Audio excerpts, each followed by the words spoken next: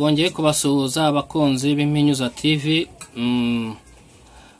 Ubu tugarutse kubaha andi amakuru dore ko aba ari menshi acicikana muyabona mu mbuga nkoranyambaga, ariko hano ku Impinyuza TV tuza tubereka amakuru atariho ivumbi kandi amakuru yezewe. Ni nk'uko Impinyuza TV tuza tugaragaza n'ibimenyetso n'amakuru dufitiye ibimenyetso. Uyu munsi rero turabasimbukirira mu gihugu cya Malawi, tubagezeho inkuru irebana n'impunzi z'abanyarwanda bariyo. Hari inkuru y'umudamu umwicanye kabombo wa FPR Inkotanyi, ni intore ruharwa ariko yayindi yakuyeho kabisa kumena amaraso muri aka karere. Arabishoboye dore ko afite n'amafaranga menshi cyane atagira ingano, uwo bita Giramata Jetri. Giramata Jetri mwaramwumvishe, inkuru ze ni ndende mwarazumvishe ku mbuga nkoranyambaga no mu binyamakuru bitandukanye, aho yirukanywe muri Zimbabwe, nyuma aza kugarurwa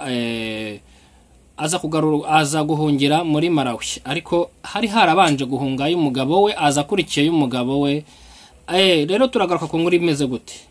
Mu minsi yashize muribuka ko yapfushije umugabo wita Emiri Habimana. Emiri urupfu rwe rwajemo amayobera yayandi nyine nka yayandi abana b'u Rwanda birirwa bapfiramo bishwe n'agatsiko, maze ubundi agatekinika ibimenyetso cyangwa se ibyo bagomba kubeshya ko bishwe nabyo. Uyu mugabo Emiri ntabwo yumvaga neza cyangwa se yahoraga anezezwa n'ibikorwa by'umugore we, ariko kuko ariho amafaranga menshi yavaga mu byo batunze, uyu mugore yanze kuva ku izima, bigeraho ahotora umugabo we. Yahoteye umugabo we Emiri. Turaza kugaruka kuri iyi nkuru yose y'uyu mugore uko imeze. Nyuma gato turi buganire cyangwa se turagezaho amakuru. Muribuka cyangwa se mwaba mwarumvishe inkuru ya grenade yaterewe mu nkambi ya Zareka iherereye muri Malawi, inkambi nini cyane y'impunzi, ariko iyo grenade yaje guterwamo yakomerekeje benshi, yangiza benshi bishoboka, aho harimo umurideri w'abarundi bita Baritazari wakomeretse bikomeye cyane. Ngira ngo ni uko mwabonye ku ifoto twashyizeho ku kiganiro. Uyu mugabo yarangiritse amaguru ku buryo bukomeye. Turaza rero kuva ku bibazo by'uyu mugabo gato ku makuru yo dufite kandi twizeye, ariko icyo twababwira ko nuko ari mu bitaro. Ubuzima bwe burimo buragenzurwa neza cyane, turabiva imuzi. Nyuma turi busozeho ijambo nyamukuru ry'umugabo bita Kamisi, umenyerewe cyane ku mbuga nkoranyambaga. Rwose ku Impinyuza TV tubagezaho ijambo nyamukuru ya buri mpirimbanyi yose, impirimbanyi y'amahoro, impirimbanyi nk'uko twababwiye na gahunda na content y'Impinyuza TV no kubaka ubunyarwanda budashingiye ku koko, ku karere, ku isura, ku bikorwa ibyo aribyo byose bigira ivangura ku muntu. Turubaka ubunyarwanda bushingiye ku bumuntu. Rero uyu Kamisi numwe mu banyarwanda batari bake twashyizemo gufata iyi nzira yo kwigisha no gukebura buri wese waba ufite gahunda cyangwa se afite ivangura, yaba ari amashyaka, yaba ari umuntu runaka, yaba na FPR ubwayo iyoboye ku by'ubwoko n'akarere n'ironda agatsiko kabo. No kuvuga rero twiyemeje kubirwanya. Rero ijambo nyamukuru tuzajya turisoza ry'impirimbanyi yari yose bazajya baduha, ariko uyu munsi turabagezaho ijambo nyamukuru rya Kamisi. Amakuru yacu bitarambiranye uko bimeze ubu. muri Malawi uyu Giramata muramuzi amakuru ye uko yatangiye byagiye bivugwa uburyo yakiraga abicanyi boherezwaga na Kigali bakabakira muri Zimbabwe ambasade ya Zimbabwe murayibizi kirimo uriya mugabo imbari Karega n'uwa urabirukanye muri Kongo n'umugabo w'impandwa cyane ya Kagame kizina ryengera ngo muri comment muraza kutwibutsa yakoranaga bya hafi na Giramata bakajya beprota ingabo abicanyi ruharwa ntore ruharwa za Kagame zikabikwa mu nzu ya Giramata bakoherezwa mu bihugu bitandukanye bya Sadeke mu kujya kumena amaraso nyuma bakongera bagasubira hariya batega indege Rwanda yikongera kabasubiza iwabo.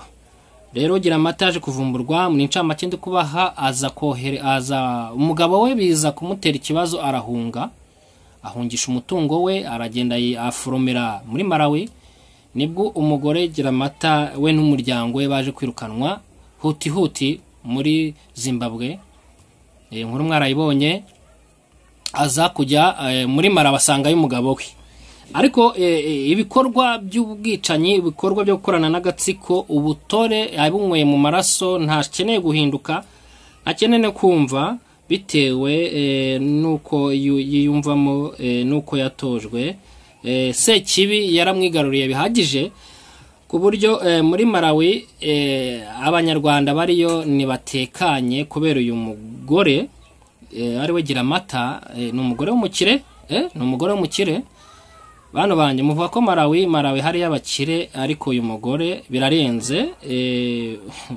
bigezeho n'imodoka ye yandikwaho izina rye kuri plaque murumva ko aba ari umuntu utoroshye uyu mugore rero mu minsi yashize mu mwaka ushize wa 2022 niho hamenyekanye urupfu mu buryo butunguranye rw'umugabo we Habimana Emile yaje gupfa urupfu rwe rutangazwa n'umugore we amaze gutangaza urupfu rw'umugabo avuga ko yishwe na agisida mwumve neza abanyarwanda mwumve tekinika cyangwa se aho ubumuntu bwashize aho abanyarwanda ubungu ibibazo birakomeye umugore yica umugabo we kubwo kugira ngo abone amahoro kumeza akorera Sekibi neza umugabo we aramwishe atekenitse ko yishwe na agisida yihutira kujyana umurambo awugejeje kwa muganga kumwe bashobora kuba babugoye batanga igipapuro cy'umuntu uzanye umurambo cyangwa se nka famiye we yihutiye kukijugunyira famiye y'umugabo ku buryo bitabashimishije aho umugore yahise yihutira no kugura serike yagura ibintu byose yihutisha gushyingura umugabo bya huti ibyo rero byaje gutera akantu umuryango nanone uyu mugabo Emile yarafite bashiki be afite mushiki we bita Mukashema Josiane rwose byanze kubyakira dore ko bari bazi neza ibibazo n'amakimbirane umugabo umusaza wabo afitanye n'umugore we bazi n'ibikorwa bibi cyane umugore wakomeje gukora ndetse na Mara bagumya bikorerayo umugore rero nibwo uyu mushiki wa Habimana baje kubihakana ahubwo bitabaza ubutabera bahitamo gufata babaretse gushyingura uyu nyakwigendera Emile nibwo habanje gukorwaho iperereza ku rupfu rwe urumva hari ibimenyetso kwa muganga bafata bijya mu rukiko ariko nyuma yaho bitarasomwa hataramenyekana urupfumamo rw'umugabo we abaturage beshi Emile ubwo yataga umugore we muri Zimbabwe yaragiye ajya Malawi arakora pe agira abakozi b'abanyagihugu beshi babagaho bamuzi neza imico ye babagaho ku buzima bwe yafashaga ku buryo bushoboka ndetse ye hari n'impunzi nazo zimutangaho ubuhamya ko yari umugabo w'indashyikirwa mu mpunzi rero barabyanze bishyira hamwe bashaka ubutabera bajya mu mihanda bamagana ibyo bikorwa by'ubwicanyi byakorewe uwo mugabo. Nibwo rero polisi yaje kubishyira mu rukiko baza gukurikirana uko bizarangira.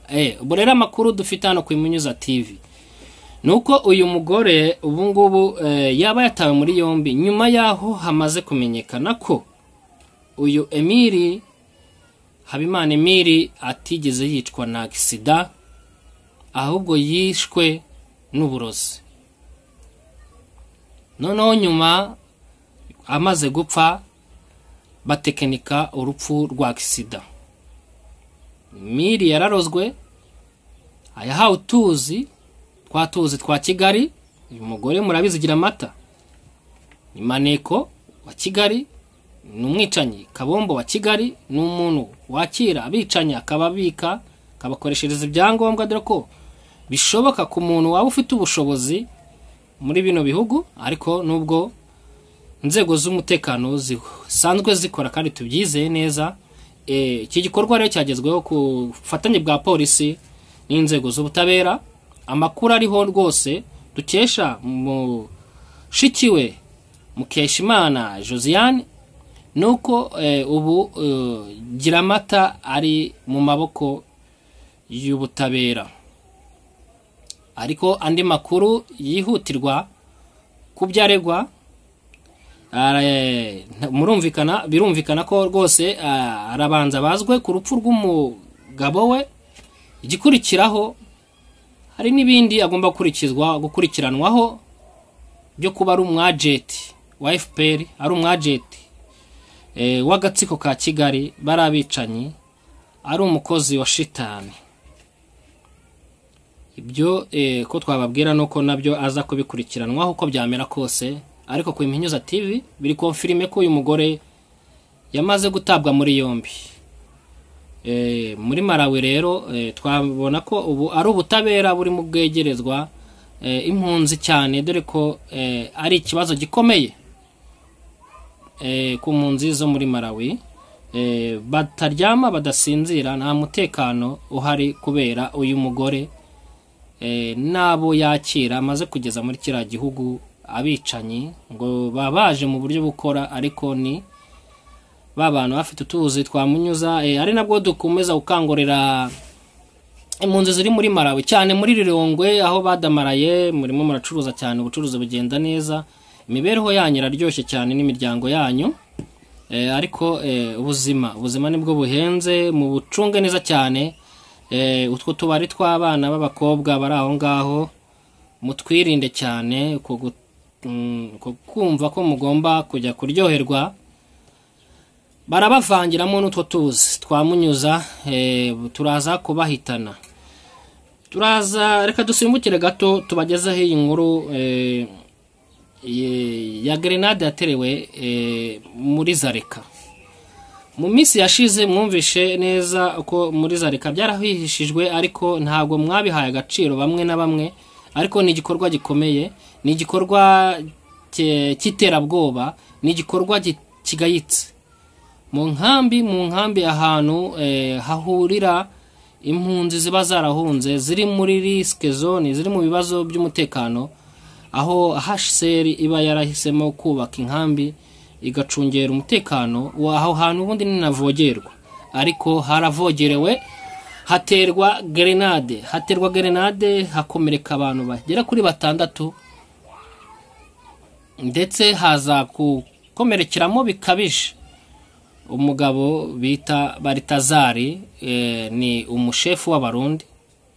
Uyu mugabo rero Baritazari afite ibibazo bikomeye, ibibazo by'umutekano, kuko mu magambo we yivugiye azwi yumvikanye akimara guterwa icyo gisasu kikamwangiza, nuko yavuze ko uwagiteye amuzi.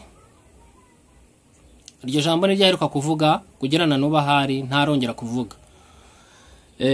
Rero icyo twababwira cyo uyu Baritazari yajyanywe mu bitaro aho yajyanywe, aho bita Centro, ni ibitaro bikuru biri Rirongwe.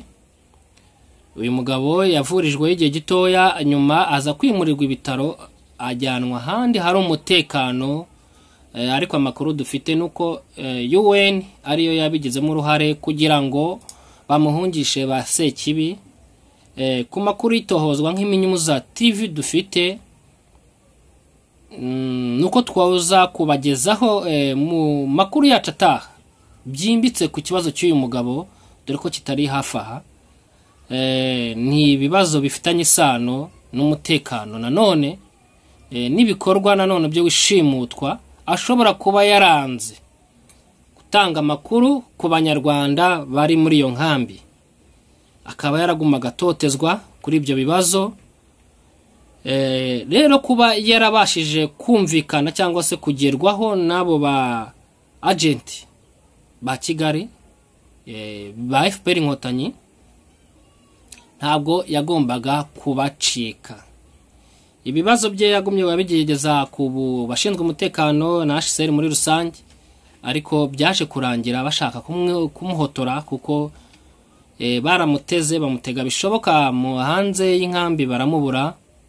Uyu mugabo bashaka kumutera grenade ngo apfe bas agenda adatanze ama information y'ibyo bashakaga kumukoresha. Kwimenyuza TV rero amakuru ngayo ayo twajya ngo tubagezaho muri Malawi mugumya mwirinda munzi vandimwe mwe mutuye Malawi mugerageze kwirinda imibereho yanyu ni myiza vraiment mumeze neza bamwe ariko mumenye ko haguma amagara arasesekwa nayorwa. Mugerageze mucunga imitekano yanyu n'abanyu kuko uyu mwaka ni umwaka ukomeye, ni umwaka abanyarwanda ndetse n'abaturanyi b'u Rwanda b'abanyarwanda bagomba guhaguruka bakarwanira uburenganzira bwabo, bakarwanira igihugu cyabo kikava mu maboko y'abagizi ba nabi kigasubira mu maboko y'abaturage. Noneho tukashyiraho demokarasi ihuriweho na buri wese, tugashyiraho ubuyobozi buhuriweho na buri wese, ntaronda karere ntaronda bwoko nkuko Kwimenyuza TV ari wo mugambi dufite. Ngaho rero abanyarwanda mwe mutuye Malawi mukomere kandi mukomere cyane. Uyu Giramata igihe cye kirageze bibazwe bibaye byiza cyangwa se ku mikoranire na polisi birashoboka ko atashyirwa mu nkiko. Murabizi neza ko bamunyuza ubu bahageze amatelefone arimo acicikanwaho kugira ngo barekure umukozi wabo, ariko amakuru tubijeje nuko ahubwo ashobora kwita yoherezwa byihuse mu gihugu cye. Aroherezwa mu gihugu cye niko biza kugenda rute mu kirere yihuse iraza kumutwara uko byamera kose. Tukanashimira cyane n'umuryango tunafata mu mugongo umuryango wa Emiri nkuko mushiki we Mukashema Josiane ahagarariye umuryango we batahwemye batagumye gucika intege n'itotezwa n'iterabwoba uyu mugore Giramata yabashyiragaho, dore ko yavuga kazabica afite ubushobozi bwose bwo kuba yabarimbuza, ariko bakomeje gushyira hamwe ukuri kuratsinda. Ngaho rero nguko abanyarwandakazi umuryango wa Emiri tufashe mu mugongo nanone, kandi ariko twihanganisha na Baritazari n'umuryango we mama, dore ko ari we n'umudamu we basigaye, ariko Imana irabareba byanga byakunda ibihe bizasobanuka ukuri kuzatsinda.